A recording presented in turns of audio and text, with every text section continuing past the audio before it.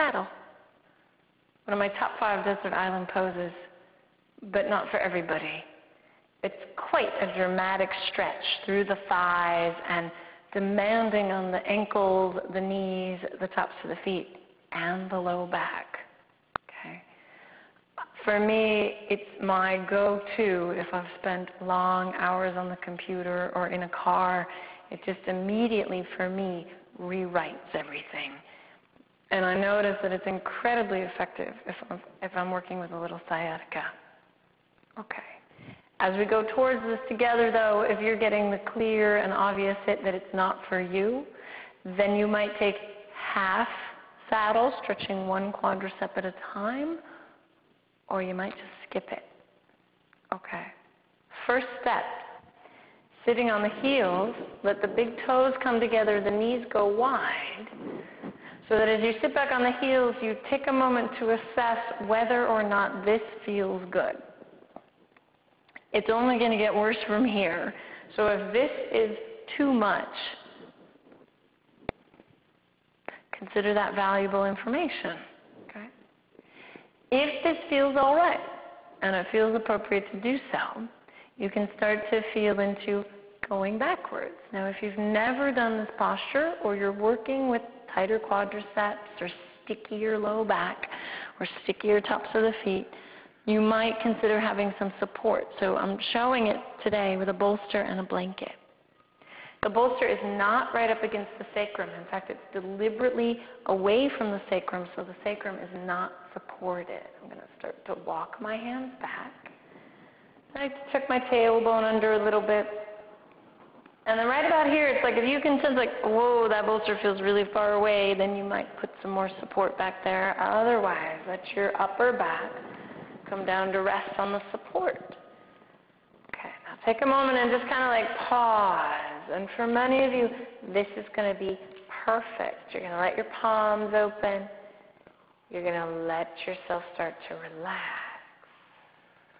Okay, in the beginning, the temptation is to kind of work it, to kind of keep working the heart up, working the tailbone under, kind of working it rigidly.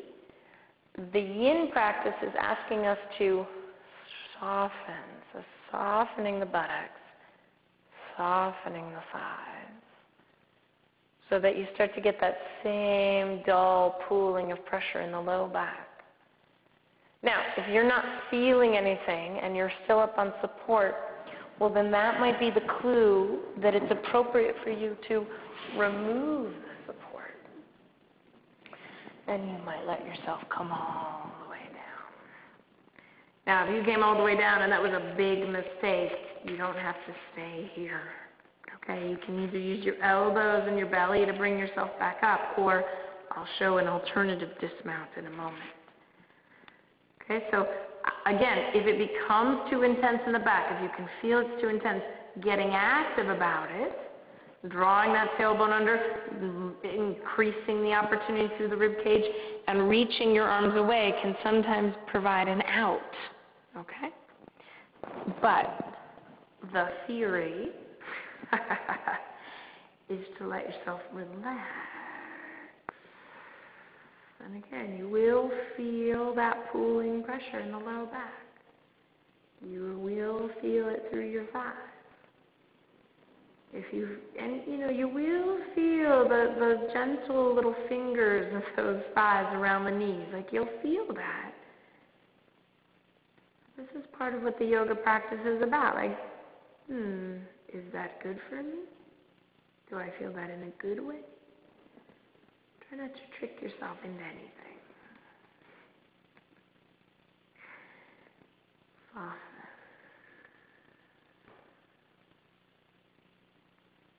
Throw and draw. And if you're of the uber bendy variety and you still don't notice anything, maybe just hang here in this first time. But the next time you do it, you can roll a blanket, put it underneath your heels. That will increase the intensity of the back bend. Yeah. Over and the other. So as we endeavor to find that a sitting practice, as we endeavor to start to investigate, it's so helpful to remember Krishnamurti's suggestion. The generosity of the heart is the beginning of meditation. Generosity of the heart towards the aspects of ourself that we start to become aware of. It's so easy, particularly when we're on a, quote, spiritual path, to have a very clear idea of who and what we're supposed to be.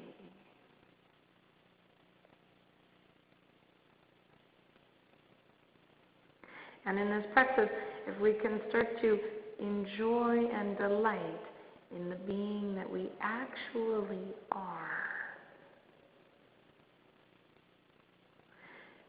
it makes it so much easier.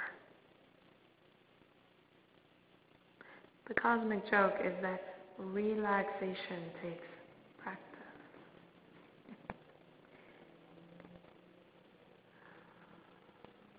One of the things we're practicing is offering ourselves space. Now, last few moments here. Let's see how long we've been here. Not quite 5 minutes.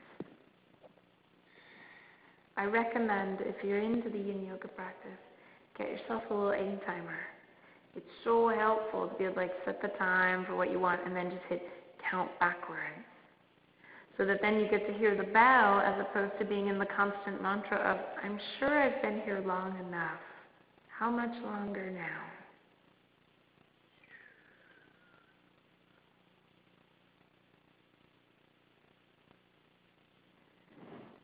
Let it settle again. Notice where you're still kind of held.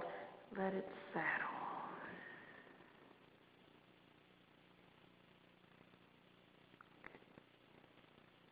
Now there are 2 possible exit routes. One possible exit route, I like to sometimes hold on to my shins and then press my elbows into the floor as I use my belly to help bring me back up.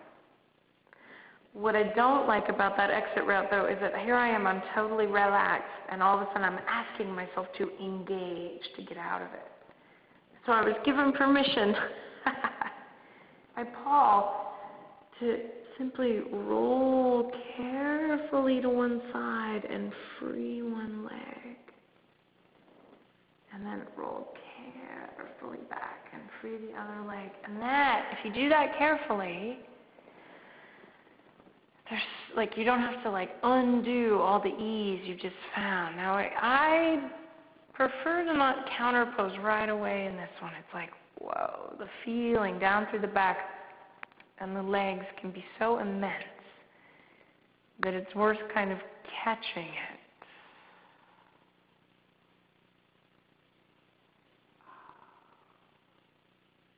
Sometimes the feet can be a little tingly. Then, as it feels right to do so, then maybe start to let the knees come into the chest, and you might be a knee circler. Just kind of gently letting the knees circle. You might be a happy baby or catching around the outside edges of the feet. Might feel good to let the soles of the feet come together, drawing the toes towards the third eye. Wobble.